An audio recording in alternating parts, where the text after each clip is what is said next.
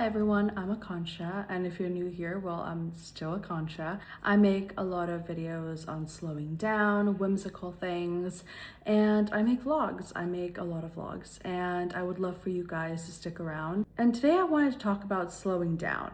I know that it's quite a broad subject, but I also wanted to share a couple of tips, 5 tips in particular, on how you can start slowing down today, or well, tomorrow, considering the first tip I have for you.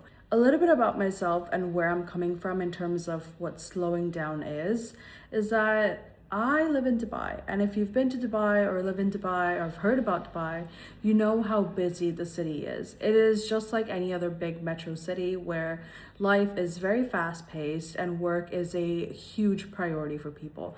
There is a lot of fun things in social life, but that also is a very heavy part of the city and living here, which includes meeting people, parties, going out, different social events, networking events, gatherings. So it gets very tiring, especially in a big city, which I'm sure a lot of you can relate to if you also live in big cities, or even if you don't. I know that life can get hectic either way. So what is slowing down? Slowing down is being intentional. It is taking time for yourself. It is being more attentive and present with what you do and how you spend your time. And this was a subject that was quite new to me. It is not something that I always knew about. Now that I think about it, I know there are ways that I've always kind of implemented it, and that came to me through my upbringing and things that I've picked up on. I've realized how much that's really helped shape me and help me stay put together in some capacity. A couple years ago, when I was going through a pretty rough patch, my best friend and we were talking about how I can do better for myself and how I can not feel so out of control. And one of the things she told me, and she reminded me actually, was I hadn't taken me time. And this is something that I've always been very particular about, is taking me time. Me time is me setting aside time for myself to do things that I enjoy. It's kind of a checklist of things that I have which make me happy, which make me feel joyful, which make me feel calm. And those 3 things are very important for me during my me time. It could be anything, but she really reminded me that I hadn't taken me time. And this is something a lot of people even struggle with, especially when they get into new relationships, new jobs, or any new setting where you just kind of forget to take that time for yourself. And it was similar for me, that I had kind of let everything take over me and I hadn't taken time to just take some me time. So I want to tell you guys 5 tips on how you can slow down in your day-to-day life and how you can be more intentional with your time and not get burnt out so soon, because burnout is very real, especially when you don't take time for yourself.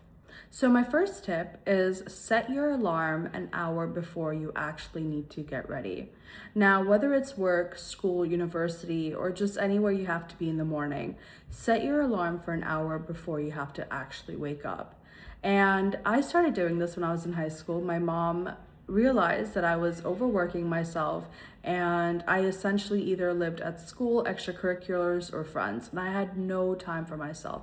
I was essentially burning out. And when I was talking to her about this, she told me that I should set my alarm an hour early and use that hour to do whatever it is that I like to do. Back then, it was a lot of listening to music or doing my hair a different way or just spending time in my room and just doing whatever I wanted to do, really. And as I've gotten older, that has changed to different hobbies that I now have.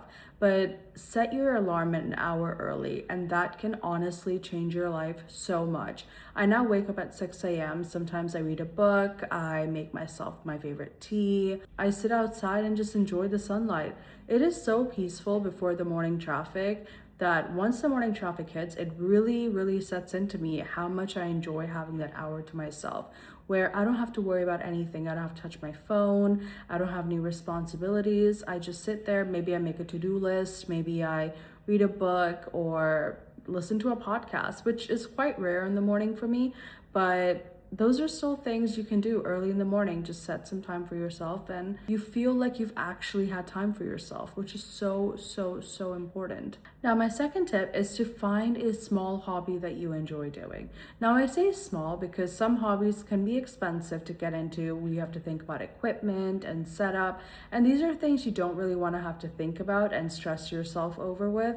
So try a small hobby. For example, something that I started doing was Sudoku. And Sudoku is something I was always a little intimidated by. I never understood how you do it. And I started watching a couple TikTok videos on it and understood it almost immediately. And my boyfriend was gracious enough to buy me a Sudoku activity book.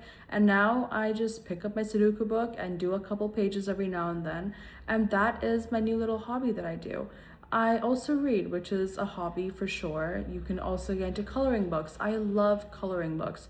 And there are so many coloring book options on Amazon, on any kind of e-commerce platform really. You can find so many of them, and some of them can be tailored to your particular interests. So for example, you like doing abstract designs or mandalas, or you just like coloring day-to-day pages like animals and plants. There's so many coloring books out there. You could even get into paint by number. Paint by number is something I tried to start with. It's still a pending project I have, and it might be a little intimidating, but it makes it so much easier because it's literally paint by number. So it tells you exactly what you have to paint and where. And that could be a really fun activity to get into as well. But finding a little hobby for yourself makes you feel like you have intentionally decided to choose something for yourself. It makes you feel as if you've actually poured in that thought for yourself. And even that by itself makes a huge difference. My third tip is finding time to take me time. I know this really goes into what I was talking about earlier, but really finding time to take some me time is so important. Even if you have a super packed full day, when you come home, put your phone aside for an hour and just be with yourself. You don't always have to be on your phone, and you don't always have to be doing something. You can literally put your phone aside, maybe journal, maybe just sit. Sometimes you just need to sit. After having such a hectic day, that is what I love doing. I love coming home, changing into my pajamas, and just sitting with myself. It feels so much better. The noise has gone down. The work starts to kind of leave my mind a little bit, and I feel so present. Feeling present is so important. I know this is not very easy, and I know it wasn't easy for myself as well, especially when university was getting harder. So what I would do is I started putting it into my calendar. I started putting in me time into my calendar, and that way I knew that it was a time that I had dedicated and set aside, and a time that I can use that nothing else will take up. So start doing that, and that can make a huge difference as well. Now, my fourth tip is find a ritual, a beauty ritual, or a skincare ritual you can do at home for yourself.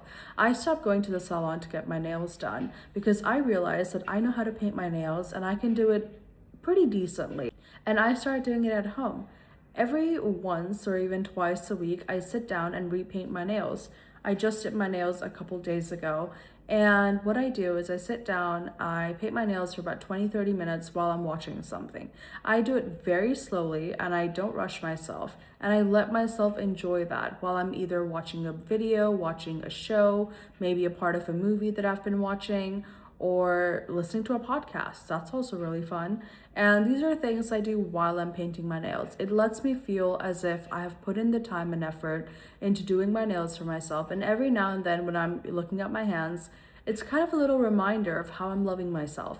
And I think that's a beautiful way to go about it. My final tip is making chores fun and making chores a part of your me time as well. There are so many chores that I do enjoy doing. I actually am someone who enjoys cleaning a lot. And I know there are so many people as well who do enjoy cleaning a lot. But I know for a fact we all have that one chore that we really don't enjoy. And for me, that is folding my laundry.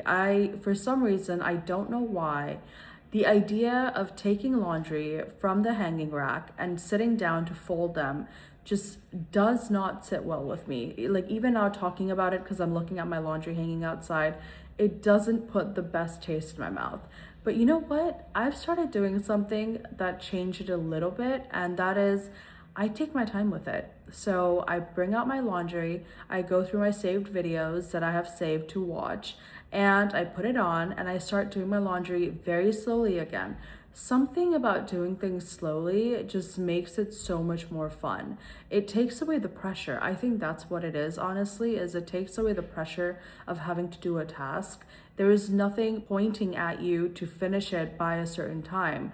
And that makes it so much more relaxing. And that's what I do. I fold my laundry very slowly, very slowly, and I watch something or I'm thinking about random things, and it's kind of therapeutic, honestly. I tried to do it last week and it honestly was quite therapeutic. It sounds weird saying it out loud, but that's definitely something that I would recommend, is try to also put in a little chores in there. You feel accomplished afterwards, but you also feel like you have taken on a chore that you know you don't like, but you have somehow made it fun. And that itself, I think, is a great win. So these are my 5 tips, and this is how I would recommend you start implementing a little bit of slowness into your life, because honestly, it is life changing. And I say that with so much love for wanting to be slower and wanting to be more intentional with life, especially when life is so much more hectic outside. So yeah, those were my 5 tips, and I hope you guys got something from that, and I'll see you guys next time.